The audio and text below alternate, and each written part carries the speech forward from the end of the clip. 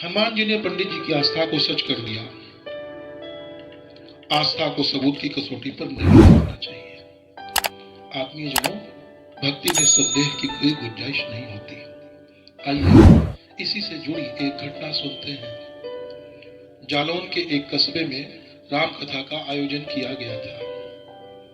अयोध्या से पधारे एक पंडित जी रामायण कथा सुना रहे थे। लोग कथा सुनने आते और आनंद विभोर होकर जाते हैं। पंडित जी का एक नियम था, वे अपनी कथा में भगवान की मूर्ति के बगल में एक खाली गद्दी का आसन भी रखते थे और रोज कथा शुरू करने से पहले आइए हनुमंत जी विराजिए कहकर हनुमान जी का आवाहन करते। उसके बाद कथा प्रवचन करते थे। उसी कथा में एक वकील साहब भी हर रोज कथा सुनने आते थे। वकील साहब के भक्ति भाव पर एक दिन तर्कशीलता हावी हो गई।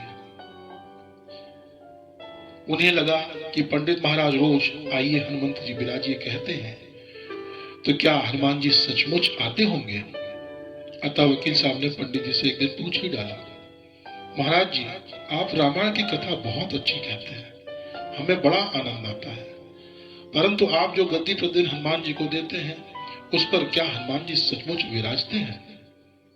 पंडित जी ने कहा, हाँ, यह मेरा व्यक्तिगत विश्वास है और कि यदि कहीं राम कथा हो रही हो तो हनुमान जी अवश्य पधारते हैं।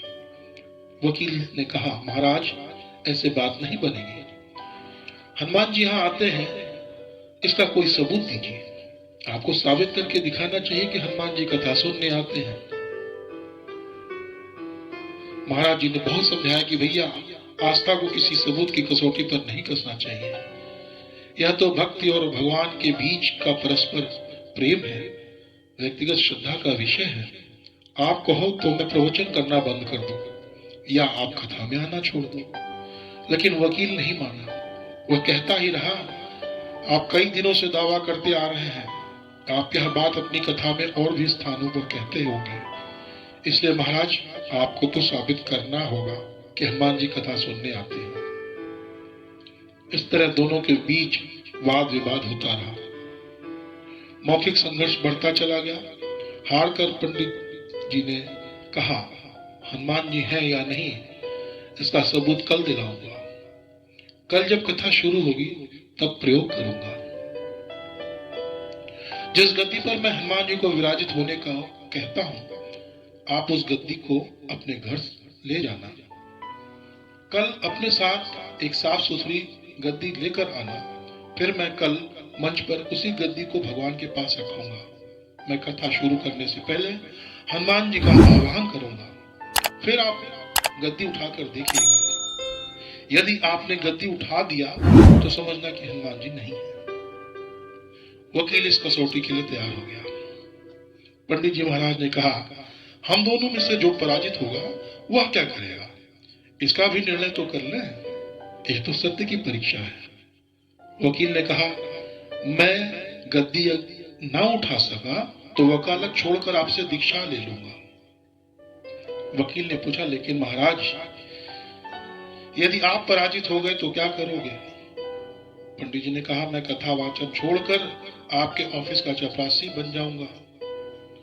अगले दिन यह बात फैल गई और कथा पांडाल में बहुत भारी भीड़ हुई। जो लोग रोजाना कथा सुनने नहीं आते थे, वे भी भक्ति, प्रेम और विश्वास की परीक्षा देने आए। काफी भीड़ हो गई। पांडाल खचाखच भर गया। श्रद्धा और विश्वास का प्रश्न जो था। पंडित जी महाराज और वकील साहब कथा पांडाल में पधारे। वकील साहब अपने साथ जो गद्दी लाए थे उसे भगवान के पास मंच पर रखा गया। पंडित जी ने सजल नेत्रों से मंगलाचरण किया। फिर बोले, आइए हनुमंत जी विराजिए। ऐसा बोलते ही पंडित जी के नेत्र सजल हो उठे। मन ही मन पंडित जी बोले, प्रभु, आज मेरा प्रश्न नहीं बल्कि रघुकुल रीति की परंपरा का सवाल है। मैं तो एक साधारण जन हूं, मेरी भक्ति और आस्था की लाज रखना।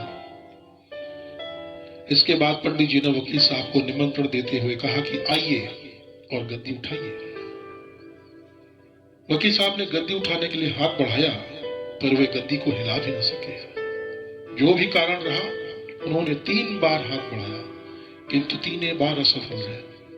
पंडित जी देख रहे थे। गद्दी को उठाना तो दूर, वकील साहब गद्दी को हिला भी न सके। तीनों बार वकील साहब पसीने से तरबतर होकर हार गए। वकील साहब पंडित जी महाराज के चरणों में गिर पड़े और बोले, महाराज गद्दी उठाना तो दूर, मुझे नहीं मालूम कि क्यों मेरे हाथ में इतनी भी ताकत नहीं बची कि मैं उसको हिला भी सकूं। अतः मैं अपनी हार स्वीकार करता हूं। कहते हैं कि श्रद्धा और भक्ति के साथ की गई आराधना में बहुत शक्ति होती है। मानो तो देव, नहीं तो पत्थर, मानो तो गंगा मां, नहीं तो बहता पानी। प्रभु की मूर्ति तो पत्थर की ही होती है, लेकिन भक्त के भाव से उसमें प्राण प्रतिष्ठा होती है तो प्रभु उस मूर्ति में विराजते हैं। हे नाथ, हे मेरे नाथ, हे प्रभु, आप कृपा के सागर हैं, अपनी श्रद्धा और भक्ति हमको दीजिए। श्री राम जी की जय, श्री हनुमान जी की जय।